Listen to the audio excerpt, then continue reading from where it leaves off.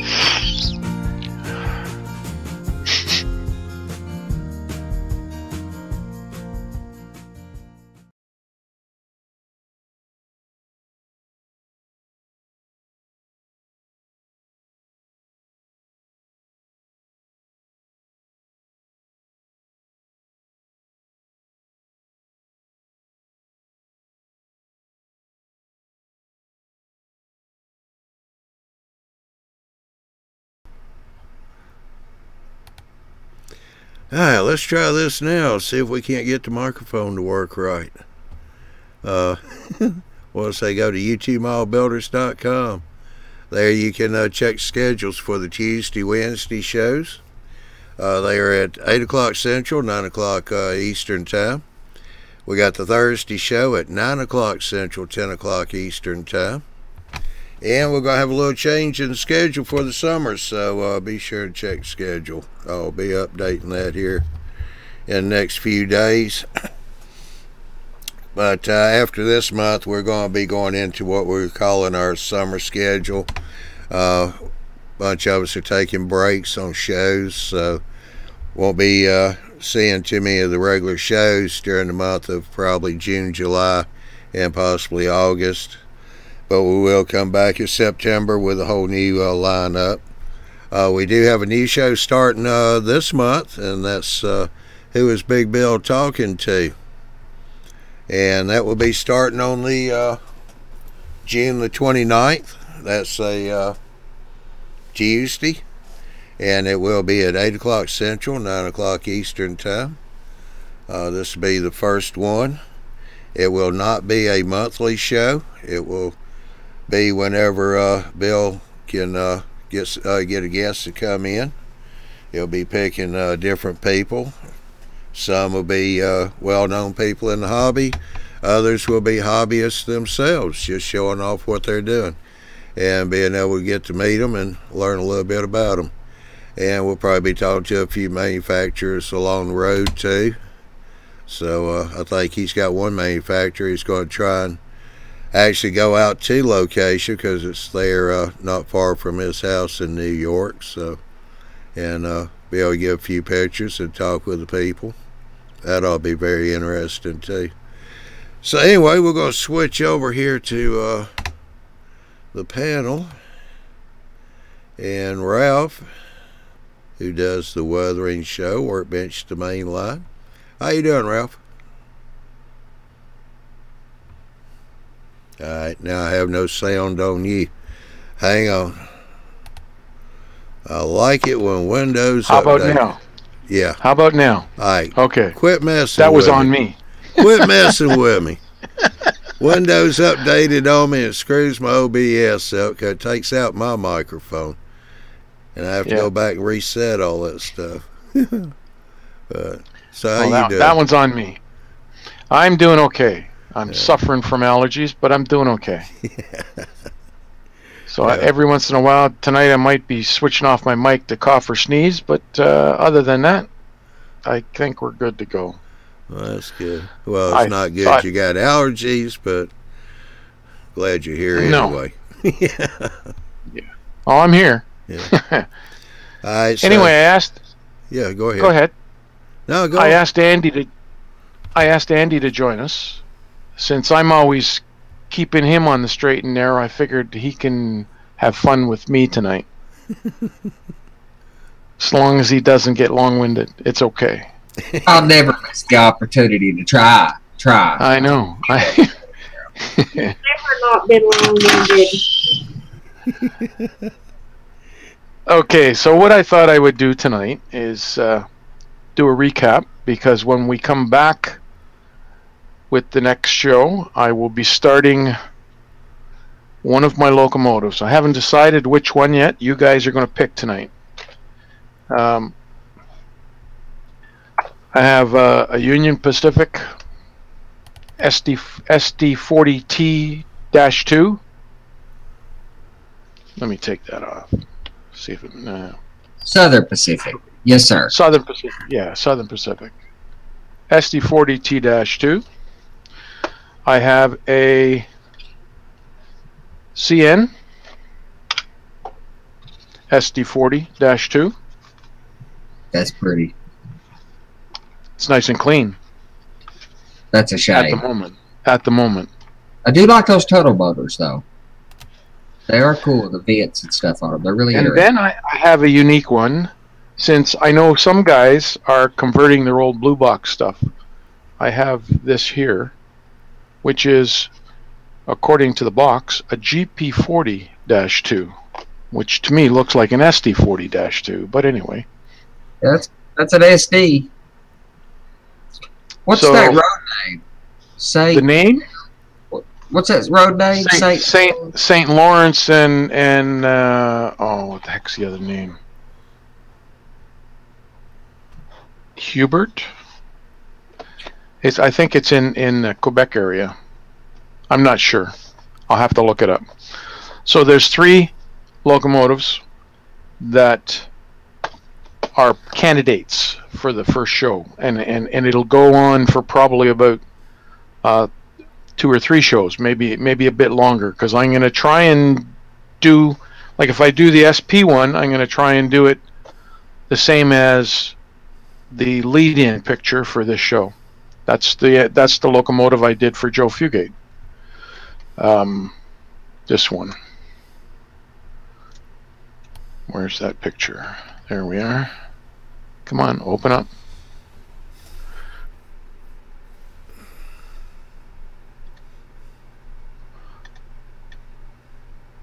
That one.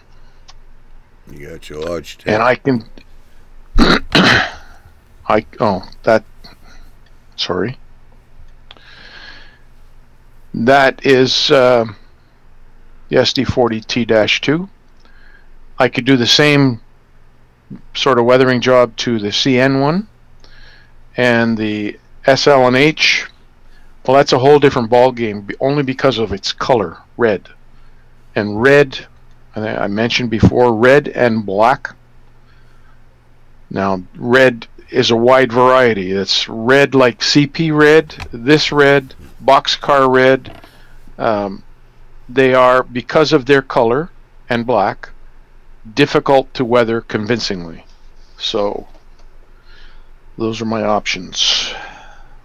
That's a pretty bright red, right? That St. Helenian's pretty vivid. Like the CP. Where'd my cursor go? There it is. Well, I'll follow the comments and see what people vote on here the next little while. I'm always fascinated with how to make red look right. The Norfolk and Western used a fairly dark red on all their passenger equipment, and I think that's going to be one of my biggest challenges to get right. See, so this that's the sort of thing I'm looking at doing, possibly, but it probably won't have the burn in it. Barbecue beaver. That's exactly what it is. The opposite side, it's when the turbo blew on this thing, it blew out all the paint as well. It's beautiful.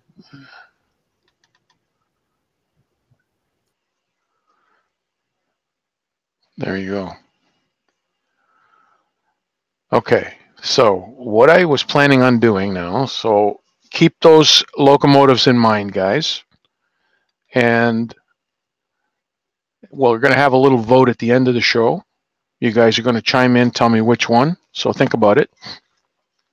What I was planning on doing tonight was reviewing some of the stuff we've done, or that I've done, and also go over some airbrushes. And I don't think we covered airbrushes before. To me, it's a staple in what I do, not for adding color, but for adding dull coat or matte coat or clear coat. Dull coat in that you really can't do a convincing job. I know dull coat comes in a rattle can, and there are ways around it in the rattle can by heating it up with hot water. Hot water only from the tap, not from a kettle. And when you do that, it does atomize it a little bit finer than normally when it sprays. The problem lies in the nozzle on the spray can. So I'm going to show you this one here.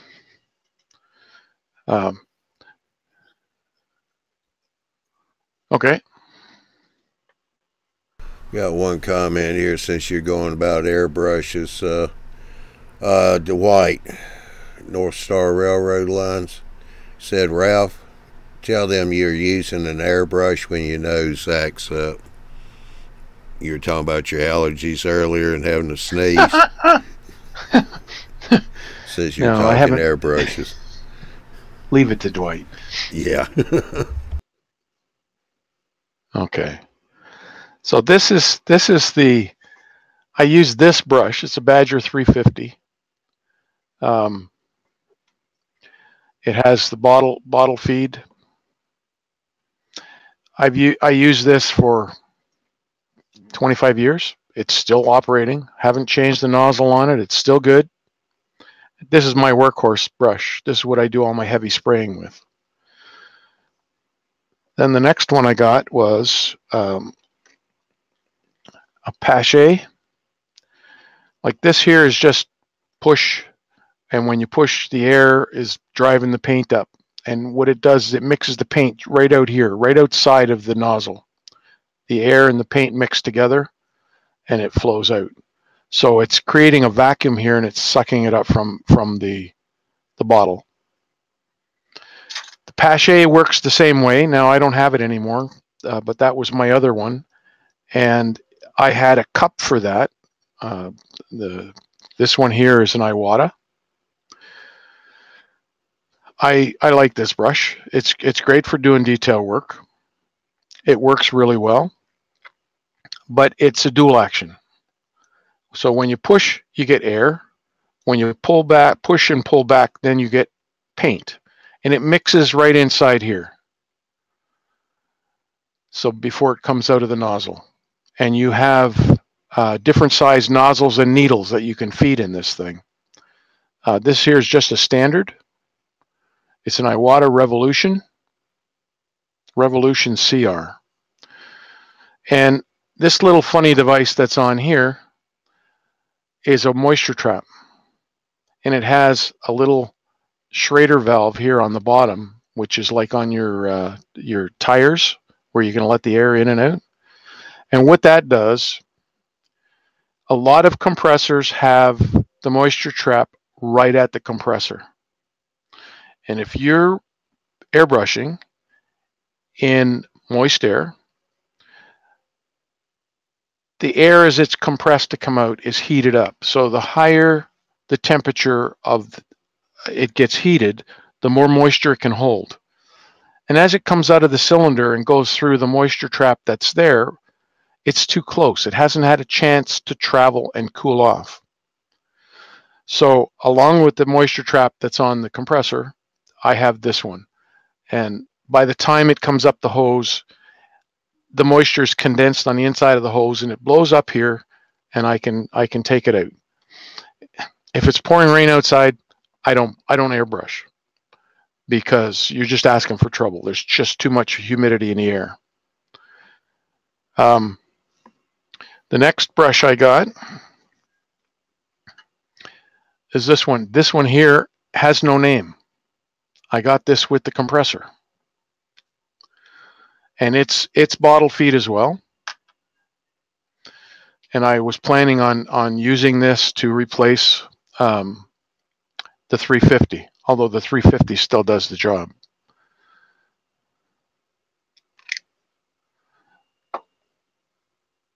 Again, the moisture trap is on here. And I also have what they call on all my brushes, what they call a quick connect. So I can change brushes just by pulling that ring and taking it off. And I can quickly change my airbrushes. This one here is dual action as well. You push down, pull back. You can adjust the amount of pullback by this device here. And the Iwata has that as well. It's inside the end cap. There's also a fine needle or adjustment right here at the trigger that I can pull it back a little further than where it starts from so that I get action right away as soon as I push it down. But I don't like doing that. I'd rather go with air first and then pull back. And then I have, it's called a Badger Spirit. It's a Renegade line. This airbrush is identical operation to the Iwata. I love this brush and the Iwata. It has the adjustment on the end. It also has, this is where you take the, and put new tips in and so on. Or if you want to get really close, I don't know whether you can see the little forks that are there. It protects the needle. And if you have to do a really, really fine spray and you got to get up really close, this thing will do a line about the same thickness as a pencil. And so will the Iwata. And in order to do that, you have to get really close. So you can take this tip off. But the nice thing that I like about this particular brush, not everybody is right-handed. So the cup comes off here. This plug comes out of here and goes over to the other side. And now the cup can go on this side. And it comes with a bottle as well. So it's both a suction and a gravity feed. So the cup is gravity feed and from the bottle is suction. I got this brush at IPMS meet in Columbus, Ohio. I paid $80 for it. And just recently, I think I posted it on one of the forums. I think it was YouTube Model Builders, that they were having a sale on airbrushes, Badger. And the best brush for the money is the Patriot 105 in the Badger line. Now, you can listen to everybody tell you all kinds of stories. You got to have this brush. You got to have that brush. That's not true. On my weathering page, Weathering a Touch of Yesterday, on the Facebook page, there's a video on airbrushes and why it's important to try it before you buy it, if you can. Because you can buy a brush that costs you $800-900, and when you get it home and use it, it's crap. And you can buy one for $100, and it does 10 times better than the $800 one. And I've actually seen it happen. So I stay in around the 100, 150. My Iwata cost me $150. This thing with the compressor cost me $89. This was $80. So shop around. If you're in the market for an airbrush, shop around. And the only reason I use an airbrush when I'm doing my weathering is to apply my clear coats and my fade, the white fade that I put on. Okay? Question. You got something here from Cabana Bob. Where do you get the water filter and the quick connect?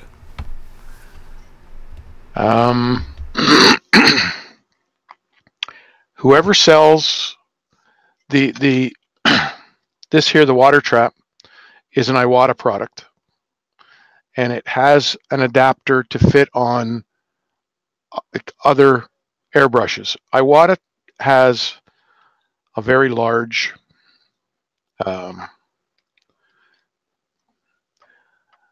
the connector here is much larger than the one that's on the Badger.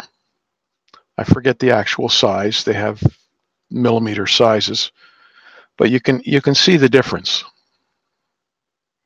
from one to the other. So you can get this with an adapter to go on the smaller brush. But when I'm using my my 350, I don't worry about the moisture trap because, like I say, it's my workhorse. I do all my heavy spraying with it. It's not fine work that I'm doing with it, so it doesn't really matter to me. But the quick connects and the air trap or the water trap, you can get from I don't know, Hobby Lobby if they handle Iwata. You can get it from Dick Blick Art Supply. You just have to tell them what you're looking for, and if they don't have it in stock, they'll order it if they carry the line Iwata. Yes, Chicago Airbrush is a good place to go, especially because they deal with airbrushes. If you dial in Badger, go to your Google machine on the interweb and dial in Badger, and you should be able to come up with the Quick Connects. The Badger Quick Connects are identical to the Iwata Quick Connects because I think they're made by a third party, and they work equally as well. I didn't think they would, but they do. I have no problem with one hose and 4 brushes, all different makes of brushes. So this is the one I do a lot of my fine spray with when I'm using color, and I use the 350 when I'm adding dull coat. I've even used this one when I'm adding dull coat because it comes off the same bottle.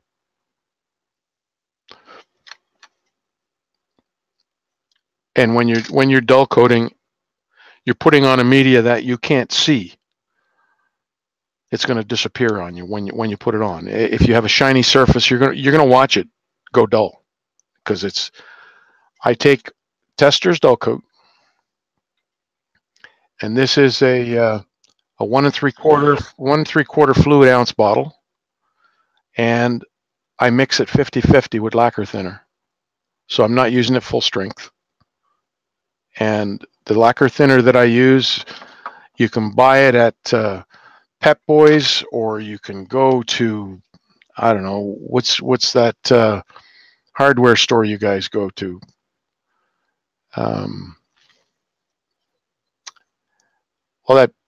We have up here we have is Harbor Freight. Is that the one? Harbor Freight.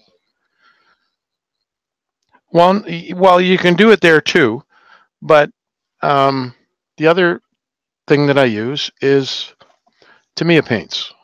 Tamiya has a lacquer thinner, and this is not as strong as the lacquer thinner that you would use in an automotive when you're doing fiberglass work and stuff like that.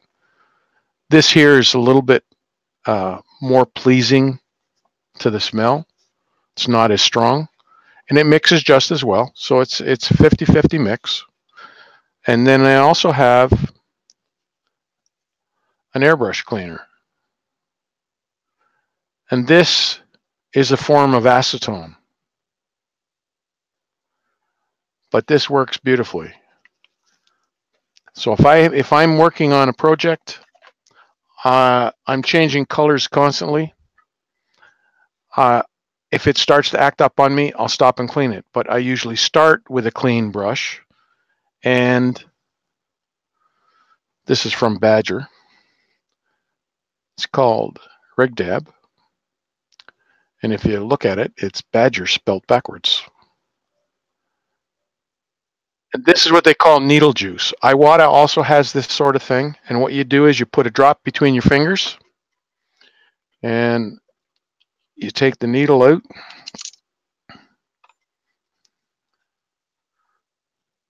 So there's the needle. You put a drop between your fingers and you just run your finger like this. Don't come back because that's a really sharp point. If that goes in your finger, it's going to go right through. So always go this way with the needle juice. And it's a lubricant basically, and it stops the paint from sticking to your needle.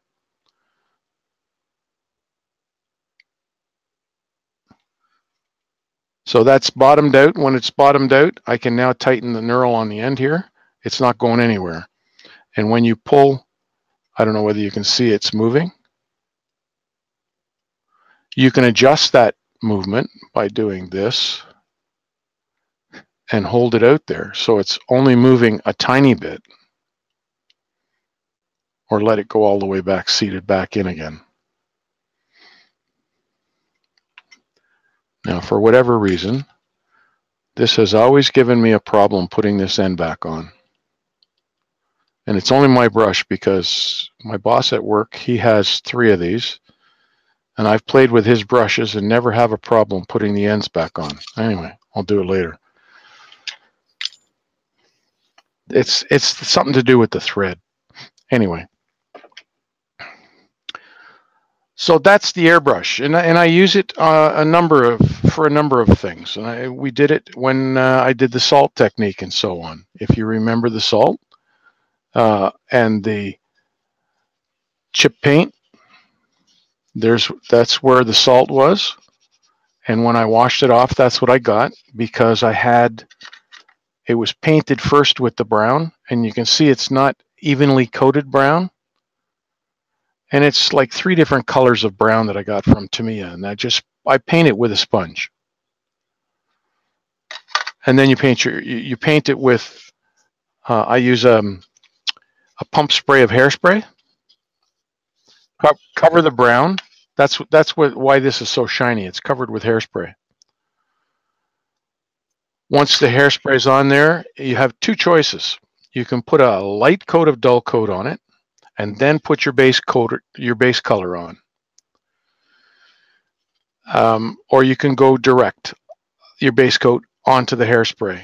And when you start, I did this with 2 coats. I did the brown underneath, hairspray, then I did a white coat, and then I did the green coat to make it look like it was going through primer all the way down to bare metal. And then using the gouaches, Winsor Newton gouaches, I put them on a ceramic tile. You've seen me do it on a ceramic tile with a makeup sponge, and then the makeup sponge. What I do is, here, I'll show you what it looks like when it's brand new. Nice crisp corners. Now it's not going to show very well because it's white. There. So it's nice crisp corners. Well, the problem with that is, and that's the surface I use. So the problem with that is when you go to put it down, if there's any paint on the corners, it's going to leave an imprint of that corner. So what I do is I rip the face off and make it lumpy, make it uneven, get rid of the corners, and then you dab it. And of course, you wet this first, and I use a window washer from my car. I have it in a small spray bottle. I have my refill here. So I buy it by the gallon. I use it in my car, and when there's little bits left over like that, I bring it down the basement because I use a lot of it. And you just spray the sponge. And I get right up close to it to drive the liquid inside. And you'll watch when I'm doing this, the sponge will actually grow in size because of this. It's a really tight foam.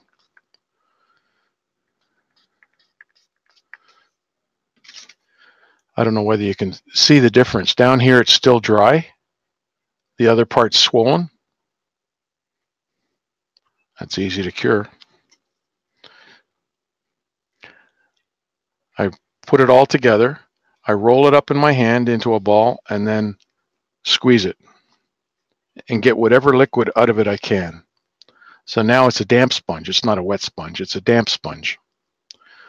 You dip into your gouache and you come on here and you put it on there. And if you want, I will do that right now. So that you... Okay. Michael, how you doing? He said, great show. I'm shopping around for an airbrush.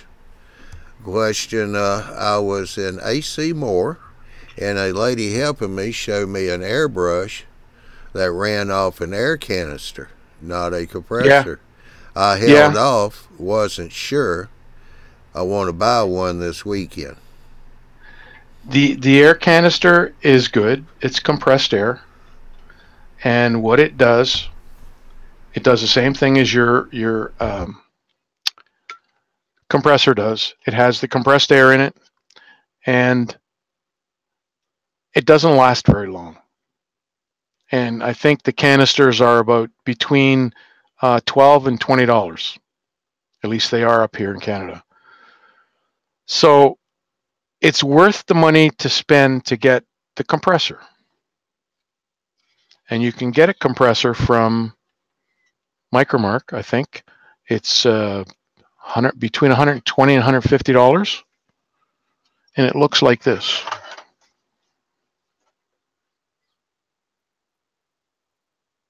Yeah, so you can also get it at Harbor Freight. It's a little compressor. This one here has a built-in on-off switch. So when the pressure builds up in the line and it's too much, it'll shut it off. But when you start to adjust here for your air pressure, this starts to leak air out intentionally to give you only what you need going into the line. So it'll never build up and it'll stay on as long as you are working. I usually spray somewhere around 15 to 20 psi.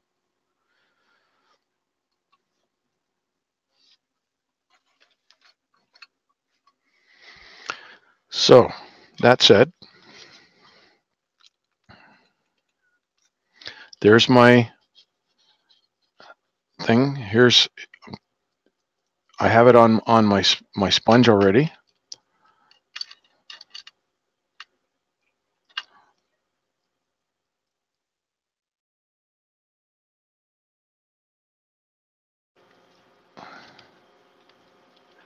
And I dip into the color and come back here onto the tile just to even it out on the sponge so that it's not all in one spot and it's not heavy concentrated in one spot. So when you start adding it, it's more even.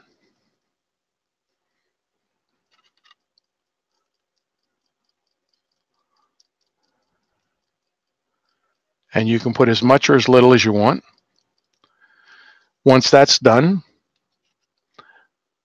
I put some dull coat on it, and then you can come back and do rust streaks if you want.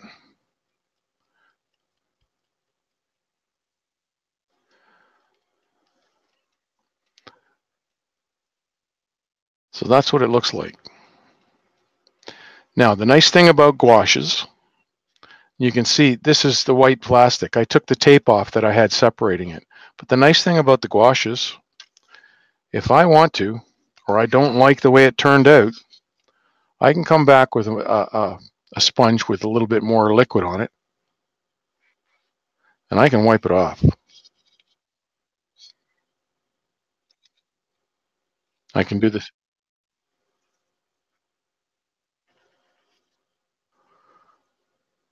I can do it right. I can do this all over again if I want.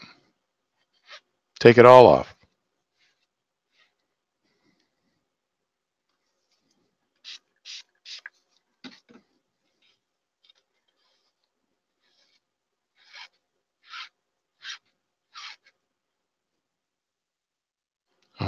Sure.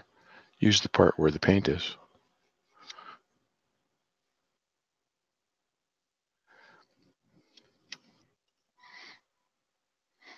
So this is the forgiving part of doing the weathering job, because if you don't like it, especially if you're working on a car that has a lot of ribs, a lot of crevices and corners and angle iron on the sides, when you take it off, you can actually force it into the crevices. And when you do that, then you can go back and start again, and now you've got it in the crevices where you were having trouble getting it before because you were just dabbing. So it's not a double-edged sword, but it's another way of doing it. Now this here, I don't know. I started to play around with this. This had some salt on it, and I've taken it off. And if I spray a color on there now, and then come back with the paint, maybe 15, 20 minutes of dry time, or maybe even less, you come back with a stiff bristle brush, something like that. It's fairly stiff.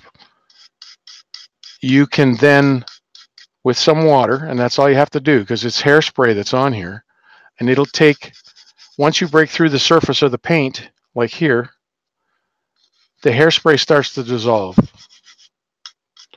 and you get that color underneath. So this white here right now is salt.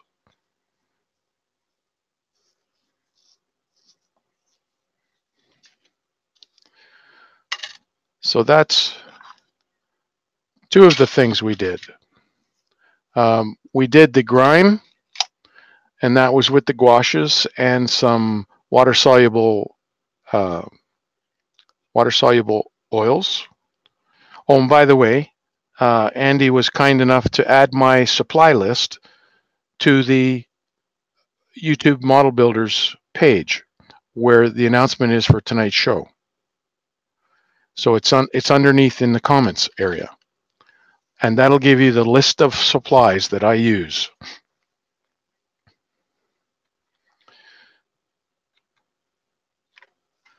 So the next thing, we've talked about this before, and I get guys joking all the time. I'm not a fan of pan pastels. I have them. I had to try them because I wanted to see if they were going to work, at least for me. So what I've done here is I've sprayed this with dull coat, and I'm going to put some powders on, and then I'm going to put pan pastels right beside it. I don't think we'll need the black, but I have 3 colors of brown and 1 rust. And this used to be a flat 1/4-inch brush, but I use it to scrub, and you have to scrub the powder in. This is paint pigment, it's not chalk. So, and you don't need a lot because it goes a long way. So, I'm not sure what that is, but that's been covered over. Anyway, it doesn't matter. So I scrub this in, and you can see the powder here. Just go back and pick up some more, scrub it in.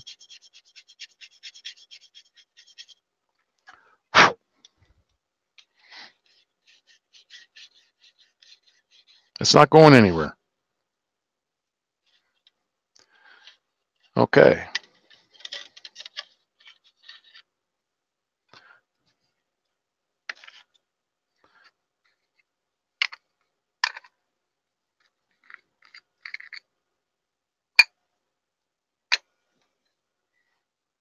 Better clean the brush off.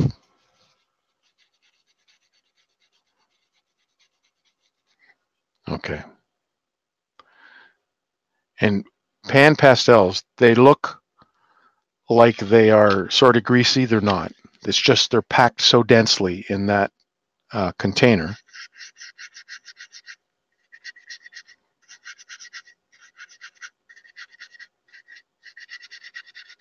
I don't know whether you can hear that.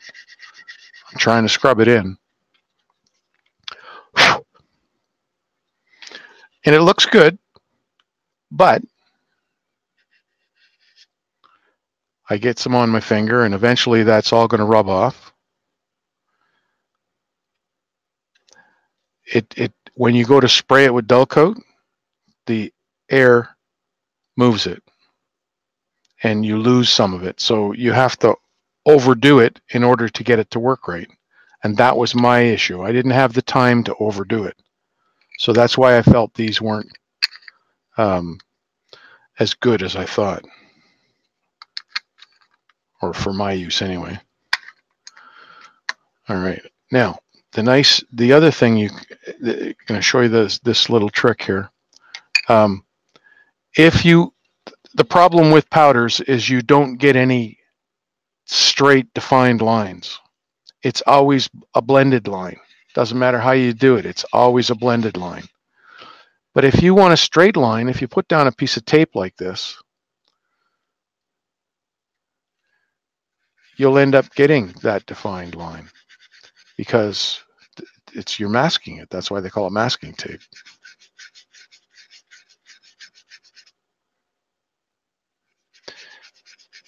Now, I didn't clean my brush out, but that's why it looks darker than what's in the can.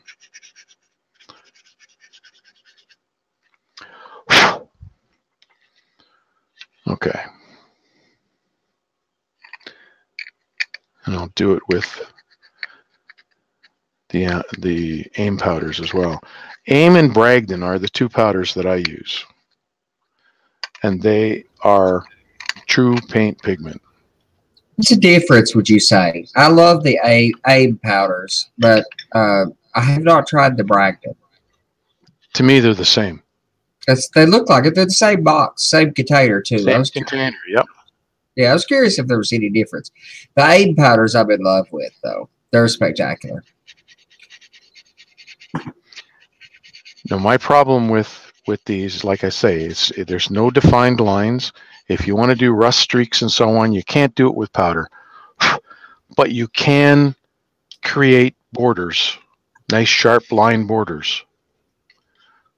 Yeah, using the tape. I've done that too to get concrete lines on Right. those styrofoam forms. I wanted some look like form lines, so I stuck a piece of tape on, dusted it, pulled the tape off, stuck another piece on, dusted it. I got little lines that Right. look they're not Right. great. But Now, the thing that I like about the powders and the chalks, they do the same thing.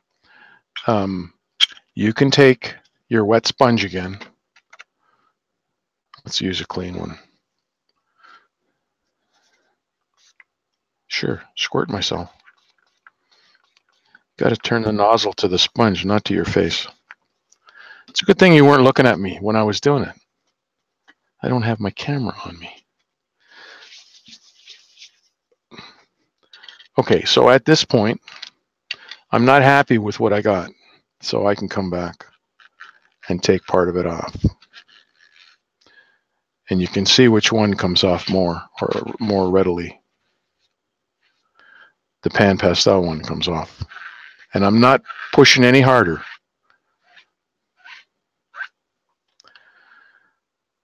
So it's only on there, that amount, because it's been dull coated. You cannot use either one of these products if you don't dull coat first. If you try and do it on shiny paint, good luck to you. It's not going to work. yeah, it just wipes right off. I've had that effect. Yeah, it does. It does. Now, the window cleaner, make sure it's the summer window cleaner, not the winter one, because the winter one has antifreeze in it, or more alcohol as well. The summer one has a touch of ammonia in it, which is good for cleaning the bugs off your windshield. Okay. So, with that said, like If you want to use pan pastels and you have a whole set of them, some guys have gone out and bought the whole set. I wish you well. I won't be buying any more because I don't feel that they're going to do the job for me. Now, that said, they work beautifully on fine scale kits like laser wood or cardboard structures. Yep. Because chalk or the pan pastels were originally designed, not pan pastels, but pastels were originally designed for paper, canvas, and wood, not plastic. So when it comes time to doing your fine scale builds on your buildings and so on, and you want some grime in that on the building, pan pastels are the ticket. And the Bragdons and A.Ims will work as well. So you have your choice. And there is a good choice out there. There's also from Micromark, they have Doc, I think it's Doc O'Brien. Yep. He has a set of colors as well. Now, I have the full set of A.I.M powders. I think there's 14 of them altogether. And these containers, this size container, is going to cost you, through the Walters catalog, I think it's about $9 and change. You can get, and I don't have any more here. I used to be a dealer for A.I.M, but since they started selling to Walters, I couldn't compete in price, so I'm not doing it anymore. But they come in a package. You can get sample ones. There's 3 different sample kits, and it has 4 little plastic containers inside the big plastic container. And you have 4 different colors in each one. This amount of powder that's in these things will last me 2 lifetimes, maybe even 3. Sure. These are already 6 years old, and it's only down about a 1/4 inch since I got them. So that's the A.I.M powders. The other thing that I was doing, I wanted to get some proper shots, but because the weather hasn't been cooperating for me, I can't put these things out on the fence. Plus, the last windstorm we had, it blew down my fence where I was taking my pictures, so I have to build a new fence. But I have, and of course now I can't find them.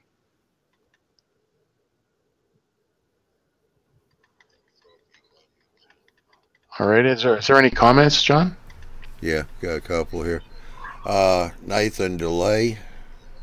Mm-hmm. He's got up here that he said, well, he's asking if you tried using watercolors and chalk. He said that he tried it before and it works awesome. I think a good blend of what you're doing and what I said, works. Let's see. Oh, Michael wanted to know how about when it comes to weathering track, airbrush or spray paint?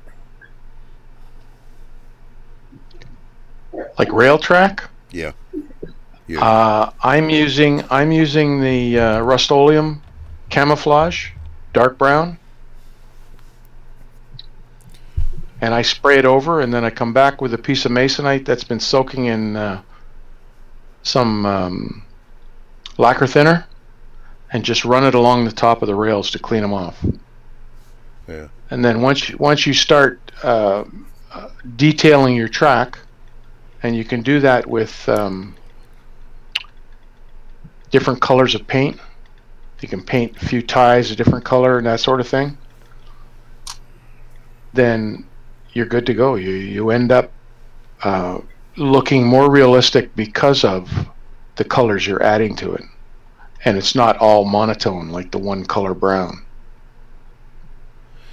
And I don't think you can beat that color of Rust-Oleum as a spray bomb, just cover it. Now, I use the powders a little bit on the sides of the rail. It gives some texture, some variety, and rub it into that paint pretty good. But it's a subtle effect. That Rust-Oleum can is just super easy, but the effect is as good as you could ask for. Yeah, and of course you're going to do that before you ballast the track too. Yeah, well, not with the powders. Yeah, you spray bomb it, obviously. But if I use the powders, that has to be the last thing I do, because if you even just threaten it with moisture, those powders go away. Oh, yeah. Yep. Well, I'm talking about when you go to paint it, just make sure you do it before you put your ballast down. Yeah. I've heard people argue in favor of putting ballast down or trying to paint the rail afterwards for some reason. Actually, I seen that on a Trainmasters thing here recently where Joe Fugit was talking about putting it down, and then he went back and painted his rail after with a brush, apparently. And it's hard to argue with. His work is superb. He does superb work. It's whatever works for you. But for me, that would drive me crazy. Yeah. So that scene, I spray bombed it with the Rust-Oleum. Then I came back and I every so often I would color a tie a lighter color. And then the ballast that I use is not really ballast, it's crushed concrete. And I get it from a local gravel company where they take used concrete and crush it down and get the rebar out of it. And then they use the crushed concrete for screening for underneath roads and so on.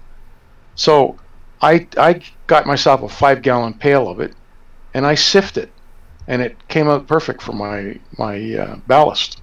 And then if you, with the powder that's sort of in the ballast itself, it helps to color the ties as well. Yeah. Yeah, back to the airbrushes. Brian W. said that he bought the Amazon starter airbrush for $129. And compressor? It was a starter kit. Okay, came with 3 sprayers, small compressor, 6 paints, cleaner and thinner, and it's a good starter set. I've used it to weather cars, paint structures, and highlight trees. Yeah. Yeah. So now the airbrush, is it a dual action? Like, if you push down on the button, does the air come out first by itself, and then when you pull back, you get color? I don't know. Or is it all in one push? Yeah. He just said it came with 3 sprayers. Well, I'm trying to ask him if that's what he has. If it's a dual action, dual action is preferred.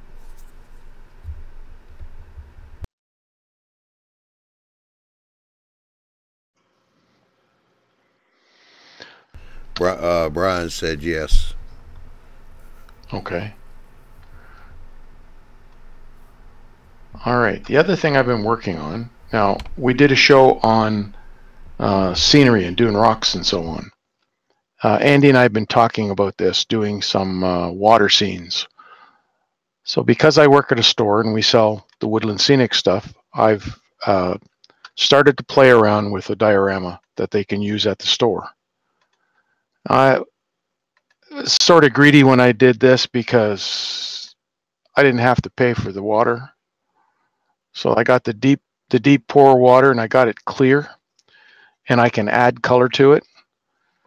So all this is the styrofoam base on a wooden base, plaster of Paris for all my rock work, and I painted it with house paint. I have a can of ceiling paint that I use, an old can that my wife used to use on the ceiling when we painted the house. So, Styrofoam. I'm proud of you. Thank you. Normally I use, and not because of this, but normally I use a cardboard webbing, and then I use plaster cloth. I will use styrofoam if I have a lot of buildup to do. Because styrofoam, because of its size, you can cut it any shape or size to suit your needs. And so the next thing I did, around with you, that webbing is a little fragile carrying it around with you, whereas a big styrofoam, ultimately what you got there is a big styrofoam block. It's pretty rigid. Yeah, but the webbing is pretty rigid once it's got the plaster of Paris and Sculptamold on it, or the plaster cloth and Sculptamold on it. It's solid as a rock. Oh yeah, sure, no question. Now, I've heard if you have a basement or you model, you're in the south where there's lots of humidity, try to stay away from drywall mud if it's not painted. So I just talked about the cardboard webbing and so on. What I did on top of the cardboard webbing is I put 2-inch masking tape, covered the whole thing. Then I put the plaster cloth on, and then I do my Sculptamold. The reason for the tape, it seals the underside so the moisture can't get at it, and it can't create mold, which is your enemy. Because if it forms mold, and it's more readily going to happen on drywall mud than it is on plaster of Paris. Well, I've heard a lot about that problem back years ago. What people used to do was pile up newspaper on whatever framework they had underneath, build mountains on top of that sub, and leave a lot of that paper under there. That's just asking for a problem in my instinct. But they also used to use paper towels dipped in plaster of Paris. Yep, I've done. Put it over top of the paper. Yep, it works. But anyway, so here I used a product from Home Depot. It's a Bear paint. It's called Thorny Branch. And all my rock work, I use Thorny Branch. And the reason I paint it dark first, and I learned this from the military guys, you do your dark first and then you add your light colors. And what that does is when you dry brush your lighter colors on, the crevices will remain dark. And you can dry brush right into the crevice, but you're not going to get all that dark covered. And that's what you're counting on. So there it is with three different colors of gray on it. There's the dark gray like this, and then there's a lighter gray. And what I did is, well, I picked the grays that I wanted. I went to Benjamin Moore and I picked the samples. And I got these little, probably 2-inch diameter by 1-inch tall plastic container of paint sample from them. Cost me $2. I came home, I tested it, worked the way I wanted it. So I went out and I got a half a pint. I think that's what it is. It's 465.5 milliliter. Don't tell me. Don't ask me what the conversion is. To me, it's a half a pint or half a quart. Yeah, half a quart. So that's my base color. And the two grays, the dark gray, and what you see is the white gray, are both Benjamin Moore colors. The white one is called Gray Timberwolf, and I forget what the other one's called, but it is a dark, and it's up to you the colors you want. Then I came in with some Tamiya. Oh, I forget the number now, but that's where that little bluish color comes in. I was trying to cover the rocks and so on. The what do they call it?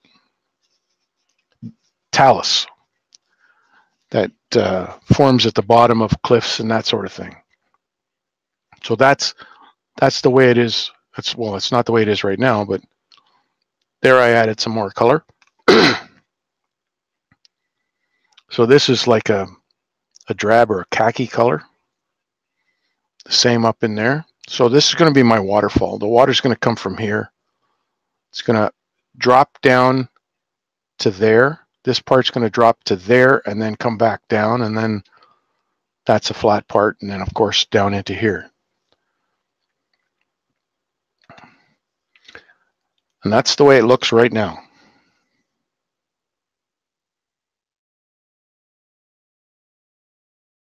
So after I had all the white, well, it's not white, the light gray and so on here, all the colors the way I wanted it, then the water that I used to clean my brush when I did the Thorny Branch it acts as a stain. So I coated everything with some of it, and that's where I got a little bit more accent in the crevices.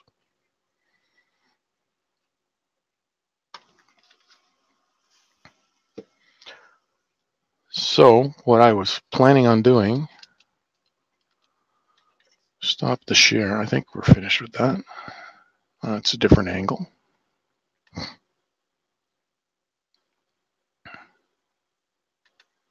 Yep. Okay. So I guess you can see that there.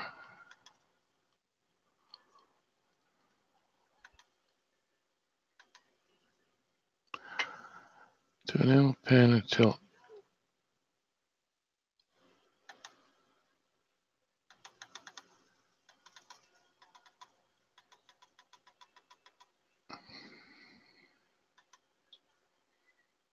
I don't know how good you can see that.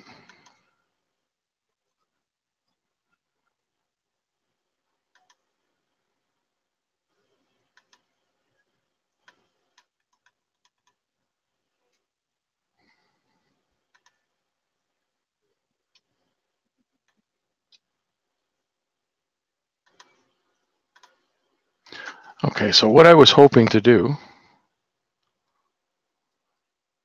was add a little bit more white to it, but it's not showing up properly.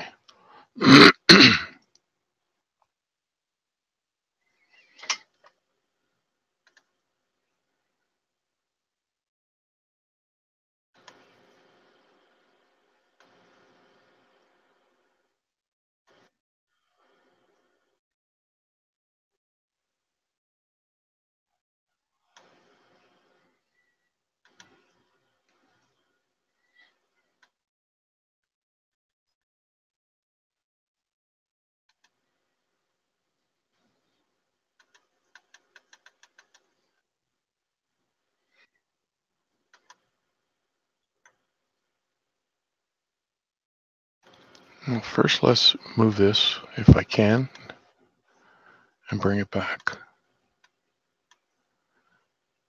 No. Anyway, what I was doing, and where's my can opener gun? So, open the can of paint.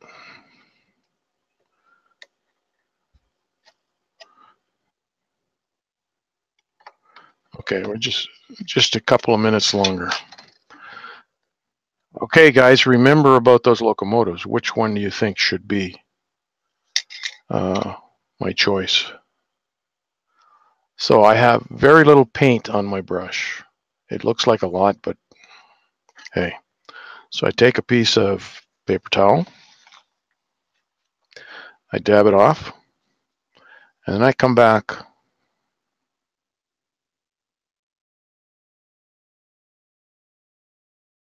it's what they call dry brushing. And very lightly, because all you're doing is hitting the high points. I'm not going to worry too much on what's underneath the waterfall because the water's going to hide it.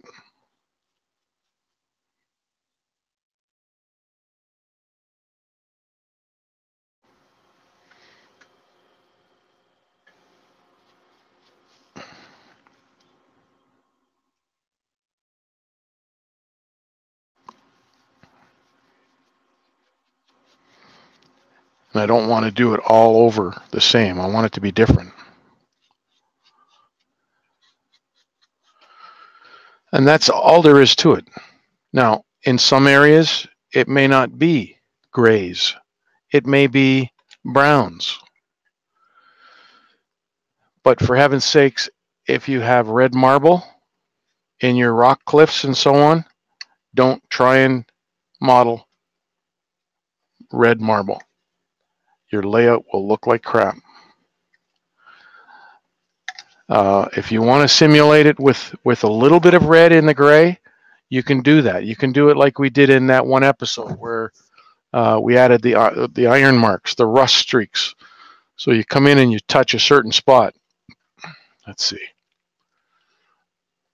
There's the autofocus.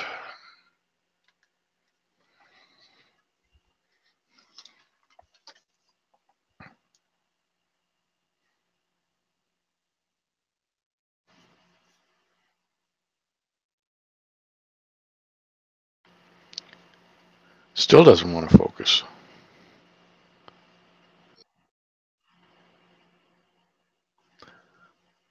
So it's just highlights, that's all.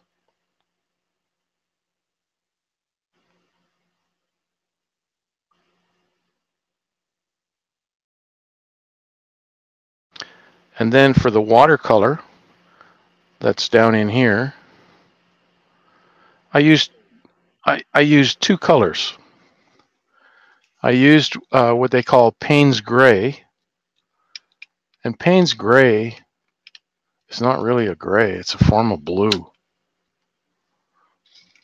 The dark that you see on there is Payne's Gray.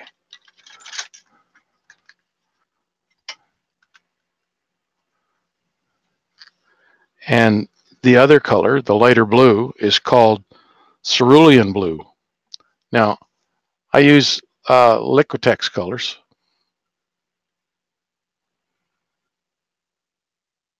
And these are acrylics. And there's the Payne's Gray, even the label looks like it's black, but it's not. And when you put it on, all you do is you dab it. I put the dark on first. While it was still wet, I put the cerulean blue on it and blended the two together so you don't have a seam line. And when the water is in here and up to the rocks, that's going to seem like it's darker water. Plus, I'm going to be adding color to the clear.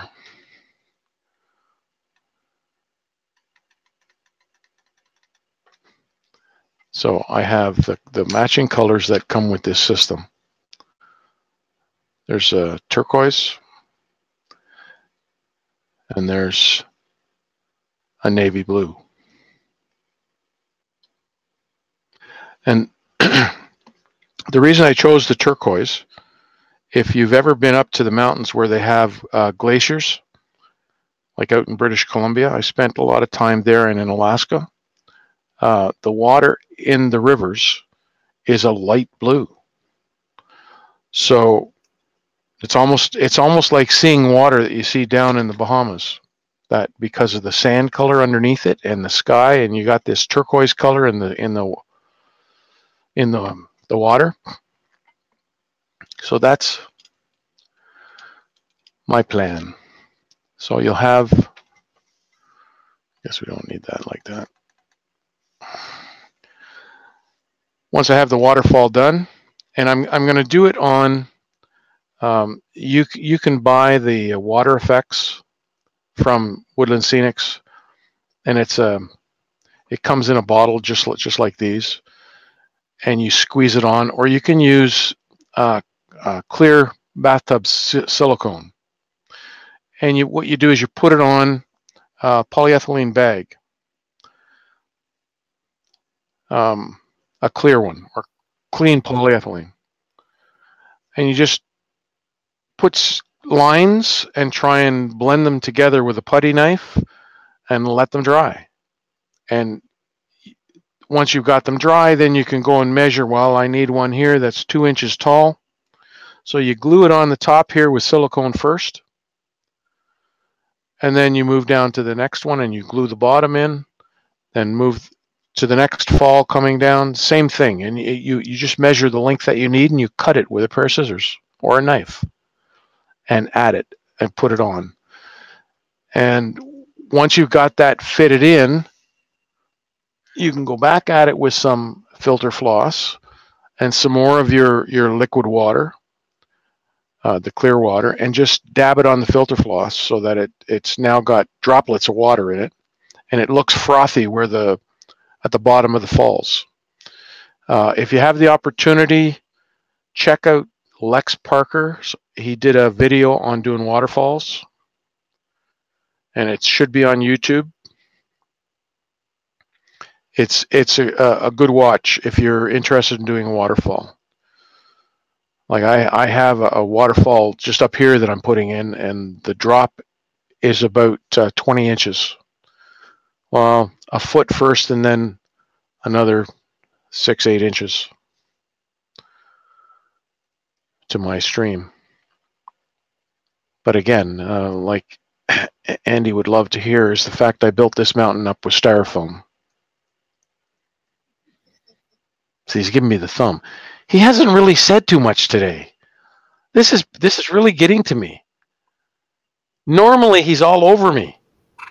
Well, you're covering so much material so fast. I don't want to be the hang up for that. Good material, exceptional stuff. I mean, you're praising the greatness that is styrofoam. You know, I don't have to chime in to, you know, to back that up.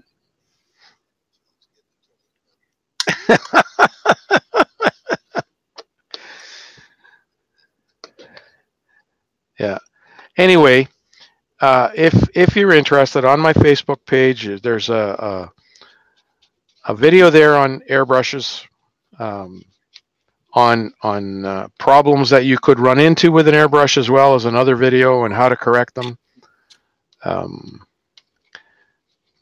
Well, the first one, the one on airbrushes, is done by a YouTuber called Red Dragon. Red Dragon. Yeah. And the other one is by Vallejo. Check this color. Interesting. Camera looks really funny. But you know that color that I'm going for, I've showed you pictures of. It's a really bright yellow. I'm still not there. It's still not perfect. But it is the closest coloration I've got so far. It's too uniform in height right across. Yeah, no question. I mean, it has, and the camera doesn't do it much justice because I've got. So I mean, it has. That's not helping. I think if I was doing it, I would build it up where the ribs are, have it higher where the ribs are, and then like a bell curve. Yeah. Like. Yeah, I need to go back and look at the picture again on it. I mean, I had the picture up a few minutes ago, and while I was kind of working with it, the coloration is my biggest concern because I'm not working on, my primary bridge at the moment yet. But I've worked my butt off trying to get the right color on this thing, and I just cannot get the right color. And when it looks okay on camera, it looks awful in person. So, but I think I finally got the right color with a tremendous amount of ochre. It's not raw. It's not just straight ochre, but it's almost. Add some raw umber. Yep, that's what I've got. Raw umber is on the ochre side of the color as well. Yep, that's what I've used. I just threatened it. It's yellow ochre, slightly threatened with raw umber and that coloration is fairly. The color's right. Application probably needs a little bit of work. I've tried a couple of methods so far. I've done pretty decent with a brush, but it tends to make a pretty good line. And then I've been using the wet makeup sponge too to kind of smooth some of that out. So practice. I've got exactly. I still got a way to go. Exactly. Practice on something that doesn't matter, even if you have to build a bridge section that simulates what you want to do. Yeah. Practice on that. And when you get it down pat, then you're right in there doing the main bridge. No problem. Yeah, but I've repainted this bridge. This is my, it's been completely painted twice. The second time with your recommendation for the white overcoat, very, very dilute white overcoat. That made a tremendous difference in realism to me. That has that effect of that bleached steel. And so that, and 2 coats of paint, and 3 times I've worked on weathering for it. However, my whole intent, even with this permanent bridge, this is still just a temporary fix to get trains running on the layout. Both of the bridges I have made. I've been starting to experiment with some brass construction, and I think I've got some rivet plates I've been working on. I think I'm going to scratch it out of sheet brass with some using a brake to make that. I found a brake. Harbor Freight has a aluminum or a sheet metal brake, quite inexpensive. That'll do up to 30-inch material, so I can break my own brass to make the bridge. So this will be my first experiment, and then I'll go about you know, the big bridges I've got to build that we've talked about. But color has been such a hard thing for me because the weathering on the bridges that I've showed you pictures of, they are extremely light rust color. Just, I'll find it and show off so everybody knows what I'm talking about. Take me a minute.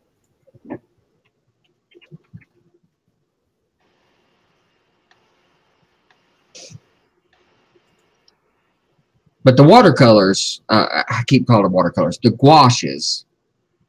That is. Well, they are watercolors, but they're in paste form. That's it. Yeah, but the gouache, the gouache is by, and I love the oil paint. I was scared to death. I'm not an artistic person. I'm an engineer person, and maybe a human person. But I was afraid of oils. I was afraid of the airbrush. I'll never go back from the airbrush. That's my favorite modeling tool there is, period. It's the most fun to use. The effects are second to none. I love the airbrush. And the oils are just not that hard to work with. Takes a little practice to get straight lines, but I got very, very good results for me the first time I did it. And it just got better from there. I think the oil method is just absolutely spectacular. But the gouaches that's the bee's knees. I mean, I've done some, you know, this is a early experimentation of paint speckling and stuff on there. And I could never get the same effects with. And I tried to mess with some trying to pull some lines down on it. This is not oil. That's the gouache with the decal. It'll work. But when you use the gouache to do your streaks, use the microsol. Right, that's what I did. You recommended that. Bring it down with the microsol. Yeah, it works. It's not as... That's a hard thing to put the words to. Oil is very, very putchy. And the gouaches are great for vast colors or even spots of rust, but the streak is not nearly as putchy as the oil is. Right. So far. I mean, I've still got a long way to go, but you know, I've got to destroy at least another couple dozen freight cars before this counts. So before we go, here's one of the engines that I've been working on. That's what it looks like clean. Ooh, these are prototype photographs. So I got the paint chipping on the roof, and what like I say, try and use prototype photographs.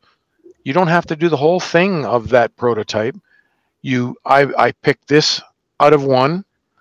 I picked some other stuff, some fading of the red on another. And you have the battery box that's leaking down here. And this one here is so sun faded. Even the black that was up there is gone down through to the red and the white primer.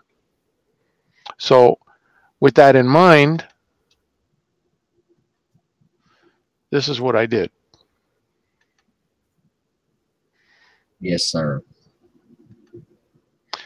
There's the fuel tank. And this one here, and I was really surprised. This is a ready-to-run Athearn. And they had all this added detail to put on your fuel tank, which I thought was really neat. Although it was a pain in the ass to get some of it on, but it was neat. All of which came with the kit, came with all those detail parts. Came with the model, yeah. That's ready to roll. So that's it for now. So now I have to find out from you guys. Hey, you guys. What locomotive am I going to weather? I need the CN one. I mean, Andrew said the CN. I could second the CN. I would really like to see that other Southern Pacific or the S St. Lawrence and Hebert. I mean, I have to say, my favorite locomotive of all those that are there is the SP tunnel motor. I love the Southern Pacific Railroad. I love the tunnel motors specifically. I think they're great to weather, and you've done one that's really, really exceptional. But two factors about that the last one you showed, the road name we were discussing, is that one, it's not an expensive model. So if you can take that, take that and show off what can be done with an Ather blue box, for God's sake. Yep. And it's that really exotic red color that I'm really interested in how you solve. There's just some really interesting problems there to solve. Okay, so the big deal. Johnny was saying something. Yeah, you got 2 votes for CN. John voted STL and H. Okay. And Andy voted STL and there's H. the CN one. Okay. And you can't go wrong with that one. That's great. This is Cato, and a lot of the companies have the same thing with the trucks. Now, when I do my weathering, I take it completely apart. So the actual cab comes loose. The side frames have to be separated by, there's 2 little pins at either end in here that you have to pry open to get the bottom off before you can get the sides off. I go through all that so that I can get the side frames on my paint stick and spray it with Rust-Oleum to start with. And once I do that, and like this here, the fuel tank comes off in 2 pieces as well. Plus this one has the ability of putting a speaker in there, and I think there's one in there already. Yeah, there is. So this has sound in it. Do you put the decoder and speaker in, or did it come from Cato? No, I put it in. Good job. At ESU, are you using the sugar cube, or are you using one of their... I don't remember what I used. This was done a long time ago before I really started doing weathering. So I even take the window glass out. Now, on these and the tunnel motor, the windows actually slide. Huh. And I can't get them out properly, so I mask them with... Mascol or whatever. Yeah, except the stuff I use is from a guy named Adam Wilder. Oh, that's different, because I've got the Hub Brawl Mascol. It's kind of a purple color. It's okay. It works. It works. It doesn't matter whose manufacturer. Microsol or not Microsol. Micro. They also make them.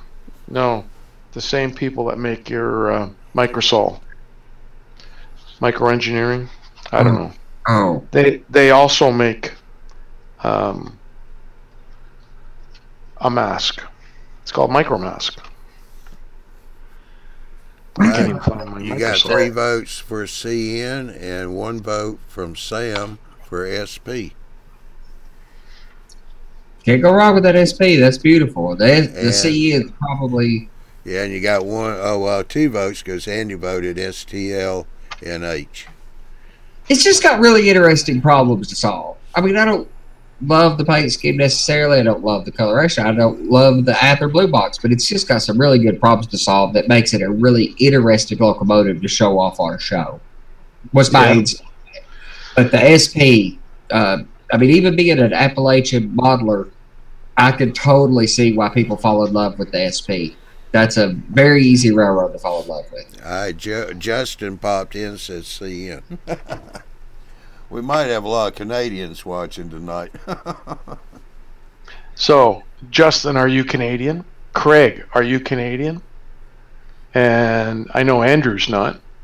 Dwight's and I know not. Dwight is not, but he lives close to the Canadian border. Well, Plus, he has relatives in Quebec.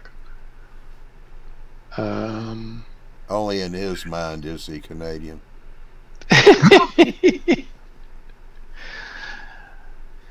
Okay, so far CN's got the vote.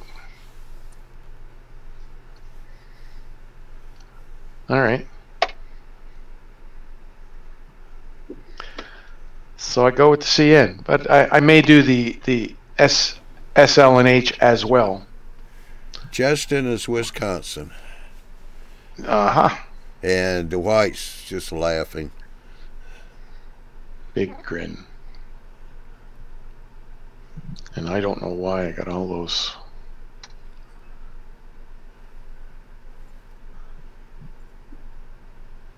Interesting. I haven't been touching my keyboard, but it's been putting down zeros. So here's that color for the guys that don't know how challenging this thing is that I've been trying to figure out. Not the best picture I've got of it, but you can see that it is a unique color for rust. Not really. Actually, that has new rust on the face of it. I've So seen it has a lot of that. Okay, and when I'm modeling, these bridges are not very old, so that makes sense. But I had not seen that color in much of my other modeling. When you're looking at other bridges, that's not a color that I see that often. Well, you're not old enough either. That is quite true. It's hard to find people who remember the early days of the steam days. That's kind of rare. Yeah, Greg said not Canadian, but Italian Texan. Italian Texan. That's all right. That's good. He's got roots. You know what they say about Texas and the Italians.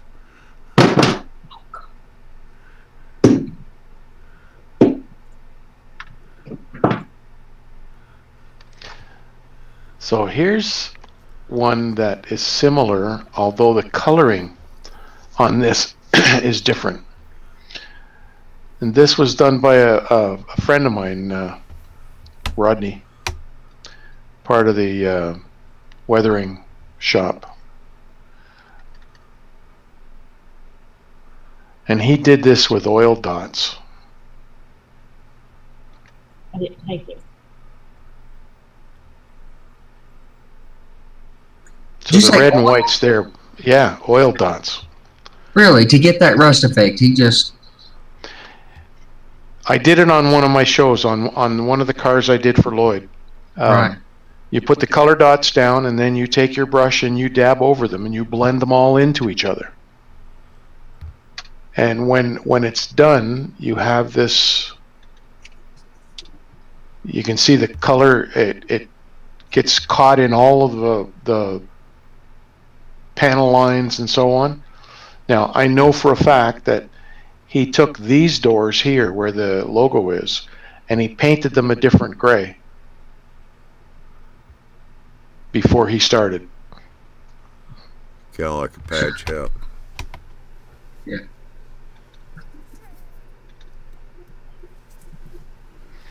That's a The good thing that really caught my eye was not one of these fans is the same color.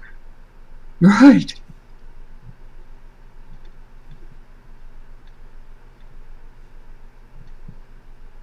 It looks like they've painted or he's showing the intent to paint or whatever, the cleanliness of that edge of that walkboard. Yeah.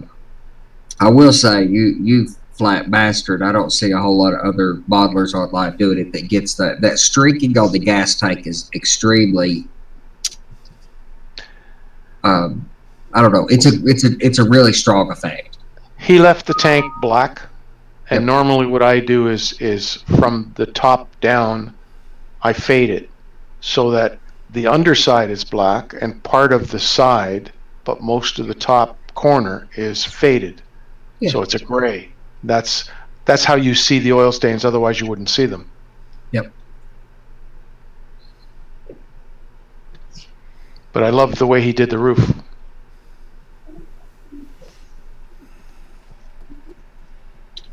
Oh, that is such a good effect.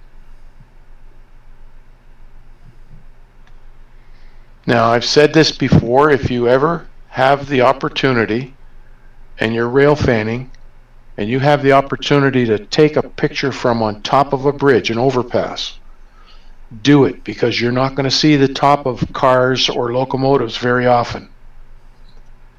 It'll give you a reference. It doesn't matter whether it's not your road or whatever, but you'll see how the rusting is taking effect on a locomotive, and you'll be able to identify the loco.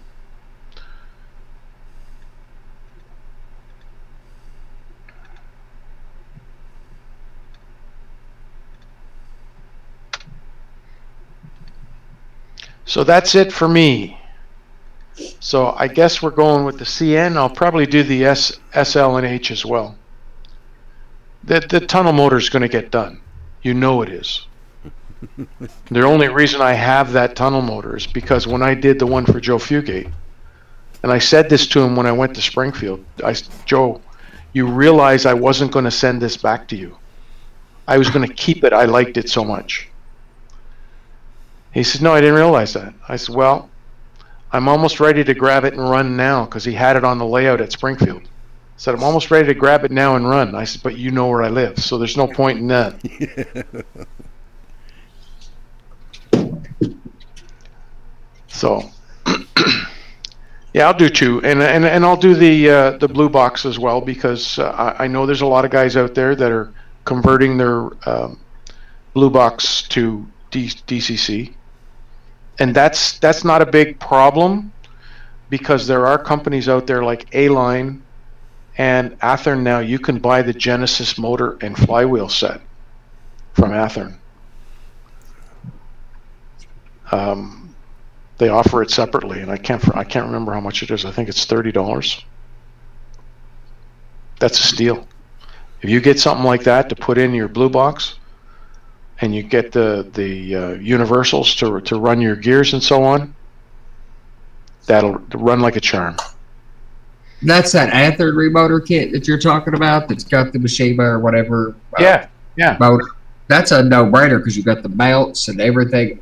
That's really awesome that they came out with that remoter kit, because that used to be a bit of a job to kind of fabricate everything, to put the Machinima motors that we used to do. One of the things that I've done, and they used to have the open frame motor.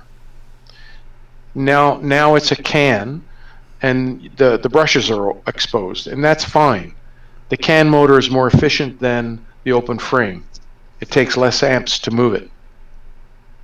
The nice part is, when you do something like that, especially in the old blue box, the bottom side of the motor had a little burr on the mount that was making contact with the frame. So you have to isolate the motor, and that's one of the issues. So that clip that's on the bottom of the motor that holds the brush in, you have to take it off. Don't lose the brushes or the springs, and either cut that burr off or flatten it out, and then cover it with capped-on tape. That's the trick. Capped-on tape is this stuff, this color. It's, even though it's like a cello tape, it has very good insulating properties as far as shorting out anything through it. It won't happen. But it doesn't get tacky or sticky. It doesn't. No, it doesn't. If you used electrical tape and come back a year later, that electrical tape is going to leave the glue, especially that kind of glue on metal frame. You don't even want to touch it. And it gets hot. Electrical tape, capped-on tape's the bee's knees. I don't, and I hear a lot of people argue about isolating, etc. I haven't put the decoder in it, but I rewired the Athearn locomotive that I'm going to use for my track cleaning trade, and I'm not even going to put the shell back on it because it's irrelevant. But I isolated it entirely, and I have 2 wires right up from the truck, 2 wires coming up from the motor. The frame is no part of my electrical system. I have an isolated electrical pathway of the frame is electrically dead. I'm a big fan of doing that. Yes, it's a pain, and if you're an end scale, it's probably not worth dealing with the size constraints to get around that. But at HO scale, if you've got the room, I'm a big fan of isolate the motor, or isolate the frame. Just cut it out of the equation. Now, I can't remember whether I did this one online or not. It's not sitting down flush on the chassis, but it's a Conrail. Again, it's a little bit of rust on the corners. But my point is, this is a Kato unit. Oh, come on. There we go. And that's the new Kato Universal decoder, or pardon me, the ESU lock sound. And there's the speaker. That's the ticket. The speaker is from the white line to where my finger is. That's how thin it is. You can see the silver backing. The rest of it is plastic enclosure. And I made a shelf to put it on. and it fits inside. The only thing I have to do now is alter the light pipes that are inside that we're giving the headlight and tail light. And I'm gonna put 0402s in for headlights and taillights. Hey, by the way, have you tried those wood laser cut wood enclosures that Martin's been talking about? No, I haven't. I'm not sure I know where to get them. Me either. Next time we need to. I'll catch up with him about where to get those because I want to try some of those too. Wood has a really nice effect on audio, especially lower frequency audio. I'll tell you what, we got. Let's make this one the last question from Greg. How is Northwest Shortline motor kits? If anybody knows. Oh, I think everything Northwest Shortline. They're my favorite wheels out there. They're just more expensive. They're the best gears that I've had personal experience with. I love what they do. They're just higher. They're just more expensive. It's higher end. As long as it's designed for Athearn body and chassis. Yes. And you don't have to worry about engine mounts because I've mounted the motor in a pillow of silicone. Yeah. It also acts as an insulator too, so you don't have to worry about that. Yep. Can't go wrong with Northwest Shortline stuff though if you're willing to spend the money for. I mean, for example, buying their wheels. For all of your rolling stock, that would break the bed up. So that's not there is another company called A-Line. Yep. A-Line, and they make replacement kits for a lot of Athearn models. Blue box. Yep. We used to use those all the time with was it rail power shells? And A-Line had a chassis that you could buy for those, and you were basically assembling stuff built to the Athearn specification, but with their chassis, with their remotor kit, with those rail power, or it wasn't rail power, somebody else's shells, and you could get a really spectacularly detailed locomotive, and the cost was pretty negligible. I used to argue that 10, 15, 20 years ago. You could have an exceptional locomotive without dropping the cost of a brass if you would trade the labor for the money. Well, this here is an A-Line body. Okay, this will be the last thing. Oh, what did I do? I did the wrong one.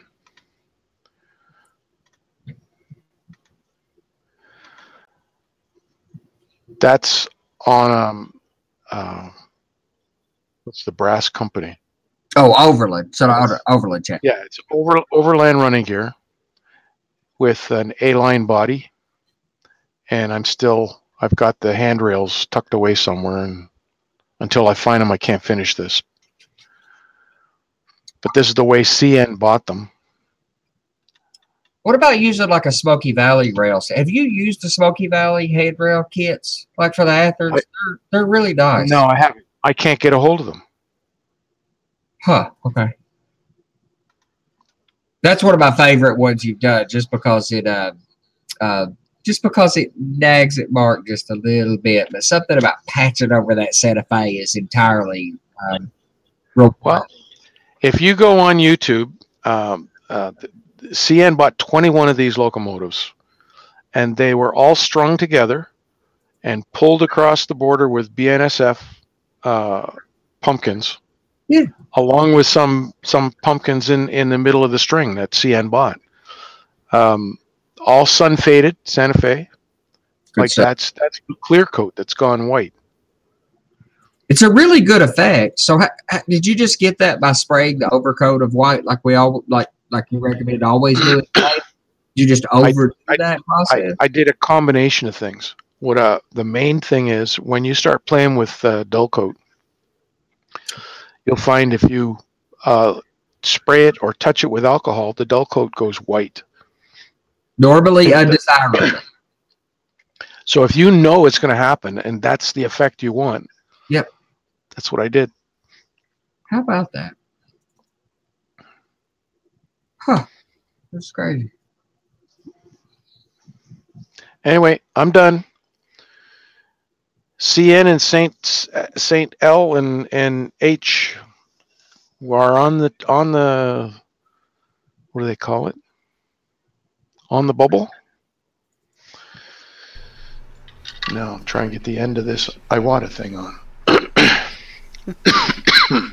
Alrighty. Let's see if I can get this thing to work right. We have faith in you. Oh, hey, it worked. Beauty. Yep, it worked. Okay. I want to say, Ralph, another great show. Everybody in here is saying great show. A lot of good information.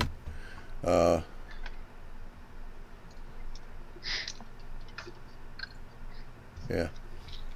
So I want to say, oh, Ralph, somebody had asked earlier, can we have your YouTube name and your Facebook name? Channel names. Facebook is Weathering a Touch of Yesterday. And YouTube is just my name, Ralph Renzetti. Okay.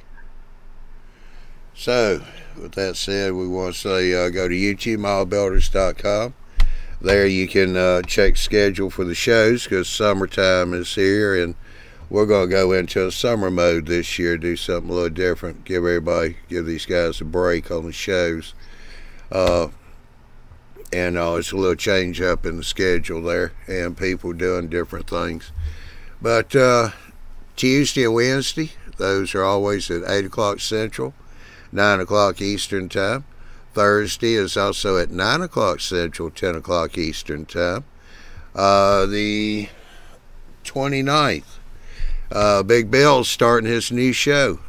Who is Big Bill talking to? And that's going to start on Tuesday, May the 29th. And his guest is somebody that's very well known, and actually I think very fitting, since Bill's starting a new show, to have this fellow on his show to kick it off. He is a blogger. He's well known in the hobby. I think he's had some dealings with, what is it, Ralph? Mall Railroader magazine? What was he? Model Railroad Hobbyist. He's been the host on some of the videos. He was the associate editor at Model Railroad magazine. Don't ask me what years. He has to his under his belt, I think it's 7 Model Railroader covers. Oh, wow. So yeah, we won't give his name out. We'll just let everybody keep guessing. But yeah, he's a feller to listen to, that's for sure. He's an interesting person. So putting him and Bill together should make a rather good show, I'm telling you. Yeah. I think you may need a referee, though. Yeah, well, unfortunately, I'm streaming. I guess I'm going to be the referee. I'll get my striped shirt, my red card, and get the sandbox ready. Right. But anyway, be sure to join in on May 29th. This coming Thursday is going to be Johnny Small Train Talk Show, 9 o'clock Central, 10 o'clock Eastern Time. We shall see you on Thursday night. Have a good Wednesday. And we will say good night.